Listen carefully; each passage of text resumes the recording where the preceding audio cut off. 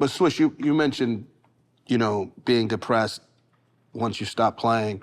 And I know I've heard you say before you felt there was a period, I don't know if you still feel like this, that you were blackballed in the NBA. Did that add to it, that it wasn't on your terms when you stopped playing?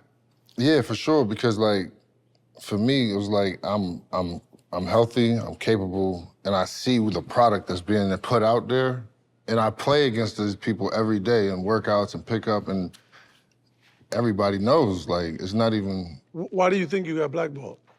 For me, it's like, I think it's just, I'm not gonna say I completely got blackballed, but because I added a lot of shit to my thing, so I want to take accountability for it more than anything. Because I definitely fueled a lot of the things and got to a point to where people probably just got tired of it. You know, is that what he's worth and what his talent. There's a classic you know line that one of my mentors taught me, Jimmy Iovine, which is, when the shit gets bigger than the cat, get rid of the cat. Oh. When the shit gets bigger than the cat, get rid of the cat. 100%. That's what you're basically saying. It's like you feel like when you were JR, 23-year-old JR, you had some shit, but your talent. Yeah, my and then you feel was way bigger than the shit. Yeah, the shit. Yeah. The shit that the shit that I was doing, it was just like, I don't care. He about to go get 30. He gonna go, and he's coming off the bench. Like, and we already paying him low, so like, let's just keep this going.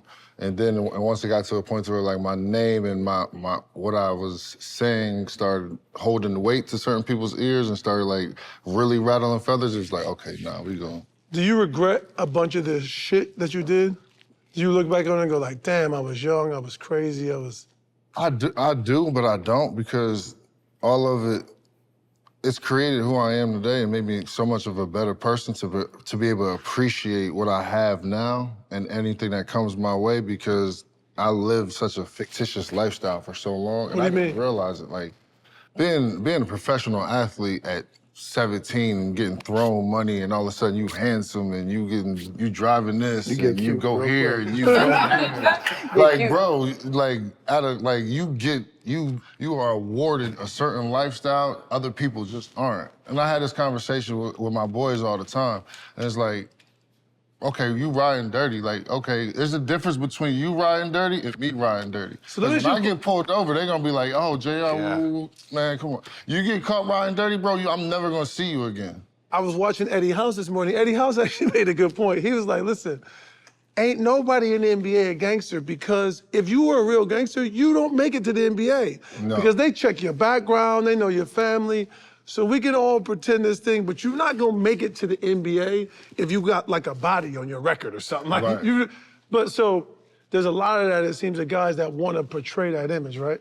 No, for sure. There's a lot of dudes who want to portray that image, but my thing was, I'm not from the hood, and I tell people from the get-go, I'm not from the hood, but you're not going to try me and disrespect me. Now, that's different. When you try me and disrespect me or something like that, now I'm got to get with you. But all of that, riff-raff, I'm cool on that. Do you think it's the people that you were around, or people be around, or do you think it was just you? That's a good question. I think for me, it's really bad for a 17-year-old to go into an organization with really bad morals and who really don't like younger players. And just who aren't into grooming them.